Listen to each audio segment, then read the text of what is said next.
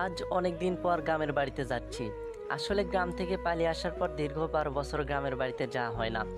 কেন গ্রাম থেকে পালিয়ে আসলাম সেটা না হয় একটু পরে বলি।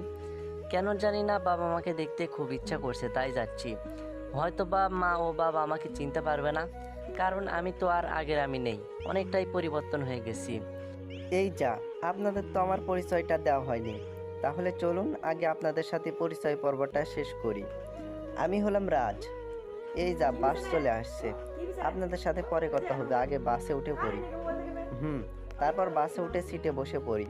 সিটে বসে চোখ দুটি বন্ধ করতেই 12 বছর আগের ঘটনা চোখের সামনে ভেসে উঠতে লাগলো। আমি তখন অষ্টম শ্রেণীতে পড়ি, পড়ালেখায় ছিলাম অনেক ভালো। আমি ছিলাম সব শিক্ষকের চোখের মণি। পড়ালেখায় ভালো ছিলাম বলে সবাই আমাকে খুব ভালোবাসতো। একদিন আমি স্কুলে যাওয়ার পথে রিয়া, আমার ক্লাসমেট, আমার পথ আটকায়। এরা আজ দাঁড়াও। হুম, বলো কি বলবে? না, তেমন কিছু বলবো না, চলো একসাথে স্কুলে যাই। হুম, চলো তাহলে। তারপর আমরা দুজনে চুপচাপ হাঁটতে লাগলাম। আর আমি এমনিতেও মেয়েদের সাথে বেশি কথা বলি না। ওই, তুমি চুপ করে আছো কেন? তাহলে কি করব? রাজ, তোমাকে না আমার খুব ভালো লাগে। তোমার কথার মানে আমি ঠিক বুঝলাম না। মানেটা হলো আমি তোমাকে ভালোবাসি। হাসছো কেন তুমি? আমি কি কোনো হাসির কথা বলছি নাকি? তা না হলে কি? এই, আমাদের বয়স কত, হ্যাঁ? আর তাছাড়া ভালোবাসা কি তা তো এখনো বুঝি না। মানে? দেখো, এই প্রেম ভালোবাসা বাদ দিয়ে সামনে পরীক্ষা, সেদিকে মন দাও, বুঝলে? এই কথা বলে আমি একা স্কুলে চলে আসি, কিন্তু রিয়া আর আসেনি। তারপর আমি ক্লাস করতে থাকলাম। তখন একজন লোক এসে বলল বাবা নাকি আমাকে তাড়াতাড়ি বাড়িতে যেতে বলেছে।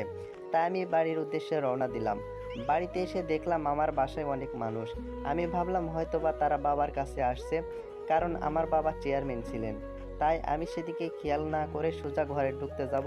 তখনই দেখি আমাদের বাসায় রিয়া। কি ব্যাপার, রিয়া এখানে কেন? কিছুই বুঝতে পারছি না। সামনে তাকিয়ে দেখি বাবা রাগী দৃষ্টিতে আমার দিকে তাকিয়ে আছে। বাবার এই তাকানো দেখে আমার কিছুটা ভয় পেয়ে গেলাম।